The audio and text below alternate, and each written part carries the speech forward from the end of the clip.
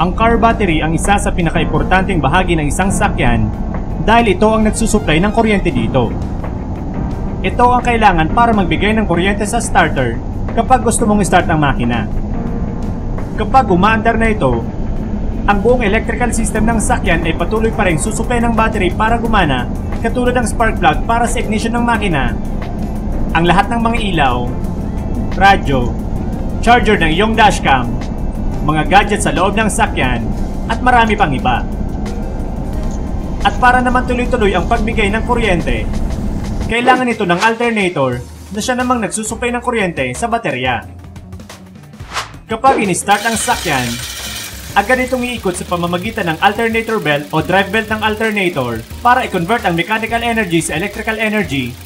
Kaya kapag nagkaproblema ang electrical system ng sasakyan, maaari sa battery o sa alternator ang merong problema. Kapag nagkataon, maaaring tumirik ang sasakyan habang nasa kalagitnaan ka ng pagmamaneho. Sa pagkakaroon ng sasakyan, ang pagpalit sa battery ang isa sa mga hindi maiwasang mangyari dahil kadalasang tumatagal lang ito ng 2 hanggang 5 taon, depende sa kung paano mo ito gamitin. Ito ang Pinoy Car Guy para ituro ang mga bagay na dapat gawin at dapat iwasan para mas mapangalagaan mo ang baterya ng iyong sasakyan at mas tumagal ito. Pero bago ang lahat, alamin muna natin ang mga pangunahing bahagi nito para mas madali mong maintindihan. Ang mga car batteries ay kadalasang nakalagay sa isang plastic na lalagyan. Maliban sa hawakan para mas madali itong bitbitin, meron kang mapapansin na 2 bilog na bakal na nakalabas. Ito ang tinatawag na mga terminals. Isa sa positive at isa naman para sa negative, katulad rin ng iba pang mga battery. Kadalasan ring merong nakadikit na mga stickers dito para sa brand at iba pang mahalagang detalye tungkol sa baterya.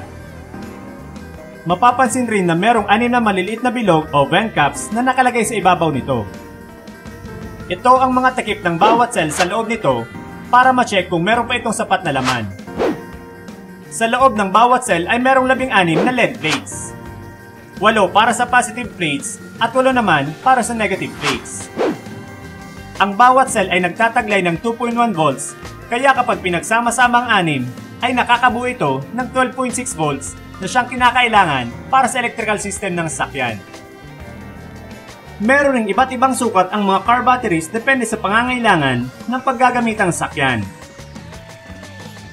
Para mapangalagaan mo ang iyong car battery, importante na isa ito sa palagi mong chinecheck. Dapat ay palaging malinis ang mga terminal connections at walang anumang corrosion dahil isa ito sa madalas na nangyayari kapag napapabayaan at meron itong epekto sa performance ito. Siguraduhin rin na walang anumang tumatagas dito para maiwasan magkaproblema. Kapag merong namuong corrosion sa terminals ng battery, pwede mo itong linisan sa pamamagitan ng lumang brush at tubig na merong baking soda. Kapag gusto mong tanggalin muna ang mga battery cables na nakakabit dito bago mo linisan, ang unang kailangan gawin para gawin ito ay alamin mo muna kung alin ang positive at alin ang negative terminal. Mas madaling makita ang positive side ng battery dahil meron itong kulay pulang takip na nakalagay dito. Kapag alam mo na, unang tanggalin ang negative terminal sa pamamagitan ng maliit na socket wrench. Matapos itong luwagan, iangat mo lang ito hanggang sa tuluyan ng matanggal at gawin mo rin ito sa kabilang terminal. Meron ring nabibiling terminal spray kung gusto mo ng karagdagang protection sa battery ng iyong sasakyan. Siguraduhin mo rin na maibabalik mo ang connection ng maayos kapag tapos na, pero sa pagkakataong ito, ang positive terminal na ang kailangang unahin. Kapag pinapabayaan mo lang na madumi ang battery, mapa-terminals man o buong casing, maaaring makaapekto ito at humina ang charge nito. Siguraduhin mo rin na mahigpit at nakalapat ito ng mabuti para hindi ito palaging naaalog kapag bumabiyahe. Kapag palagi itong naaalog, maaaring merong tumagas na fluid mula sa loob papunta sa ibang bahagi ng makina ng sasakyan o kaya naman ay lumuwag ang wiring at tuluyan itong matanggal. Ang hold down bar ay pinapanatiling mahigpit ang battery sa pagkakalagay para maiwasan itong masira. At para masiguro, subukan mong galawin ang battery. Kapag gumagalaw ito, kailangan mo itong higpitan sa pamamagitan ng pagpihit gamit ang socket wrench. Kapag merong napapansin na humihina ang kuryente ng sasakyan, pwede mo rin tingnan ang fluid level nito, pero kung hindi mo pa ito nasusubukan, mas makakabuti kung magpapatulong ka sa mga marunong pagdating sa mga car batteries. Kailangan lang buksan ang mga vent caps sa itaas na bahagi ng battery at silipin ang bawat cell isa-isa gamit ang flashlight. Pwede rin itong gawin kahit sa mga tinatawag na maintenance-free battery, pero kadalasan na makikita ang vent caps ito sa likod ng warranty sticker. At syempre, gawin mo lang ito kapag tapos na ang warranty period dahil agad itong mabovoid kapag ginalaw mo ang nakadikit na sticker. At matapos mong matanggal ang sticker sa ibabang bahagi nito, kumuha ng piso para mabuksan ang vent caps. Kailangan na palaging nakalubog ang battery plate sa fluid dahil kapag hindi, masyado na itong mababa na siya namang nagiging dahilan kung bakit humihina na rin ang voltahe nito. Ingat lang na huwag matapot ang lamang fluid sa loob dahil meron itong kasamang kemikal na delikado para sa kalusugan ng tao. Pwede kang gumamit ng safety gloves at goggles para masiguradong ligtas. Siguraduhin rin na walang dumi lalo na sa ibabaw ng battery katulad ng alikabok para hindi ito makapasok sa loob ng cell nito. At kapag masyado nang mababa ang fluid, pwede mo itong dagdagan gamit ang distilled water. Ito ang pwede mong gamitin dahil ang tap water ay merong mga minerals na nakakaapekto sa performance ng baterya. Matapos na madagdagan ng distilled water, muling isara ng mabuti para hindi ito tumagas. Pwede mo itong gawin 2 beses sa isang taon. Bukod sa maintenance, importante rin na mapangalagaan mo ito sa pamamagitan ng paggamit mo dito. Merong ilang mahalagang dapat tandaan at gawin para magawa ito. Ang una ay huwag kalimutang i-off ang lahat ng mga car accessories na ginamit bago tuluyang patayin ang makina ng sakyan katulad ng radyo, mga ilaw, at iba pa. Marami akong nakikitang mga drivers na matapos na i-park ang sasakyan ay agad nang pinapatay ang makina nang hindi man lang tinitingnan kung naka-off na ang lahat ng mga accessories, lalo na ang mga ilaw. Siguro naman ay meron na kayong nakitang ganito sa mga parking lot. At dahil direkta itong kumukuha ng kuryente mula sa battery, siguradong madedrain ang laman nito dahil hindi gumagana ang alternator para i-charge ito. Kapag palaging na-discharge ang battery, ay mas bumababa ang lifespan nito, kaya siguraduhin na walang kahit anumang bagay sa sakyan na gumagamit ng kuryente kapag hindi ito gagamitin. Importante rin na palaging ginagamit ang sakyan ng madalas para palaging merong karga ang baterya. Huwag hahayaan na hindi paandarin ang sakyan ng ilang linggo. 12.6 volts ang normal na voltage ng battery, kaya dapat ay pinapaandar mo ito ng di bababa sa 20 minuto isang beses sa isang linggo para magkaroon ito ng sapat na oras na makapag-recharge. Pwede kang gumamit ng voltmeter para masiguro mo na palagi itong merong sapat na voltahe.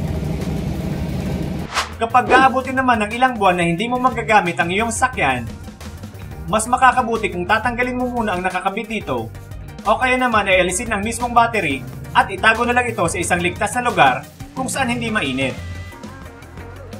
Kapag alam mo na meron ng katagalan ng battery ng iyong sakyan at meron ng napapansin na kakaiba, malamang ay kailangan na nitong palitan.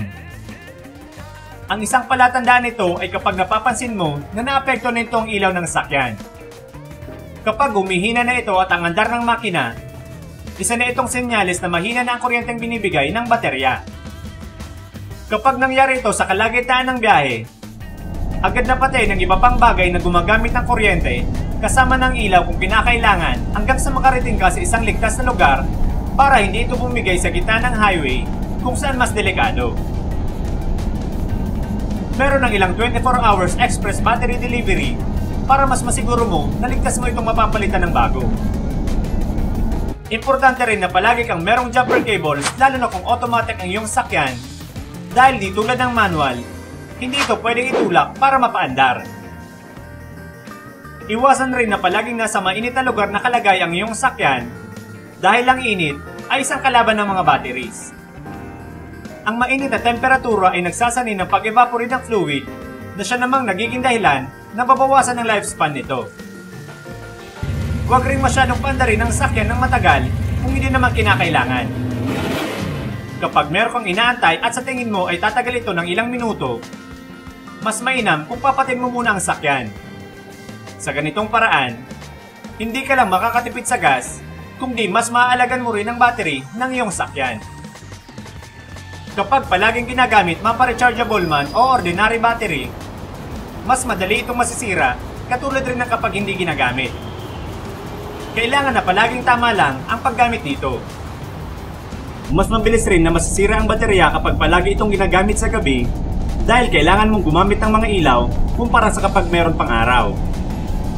Kaya kung meron kang pupuntahan, mas mabuti kung gagawin mo na ito habang maliwanag pa.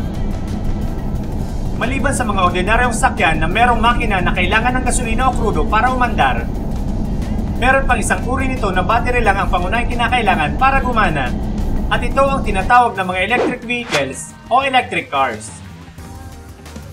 Ang isa sa pinakasikat na brand nito ay ang Tesla ni Elon Musk, kung saan ang isang full charge ng kanilang Tesla Model S ay kayang tumakbo mula 400 hanggang 630 kilometers.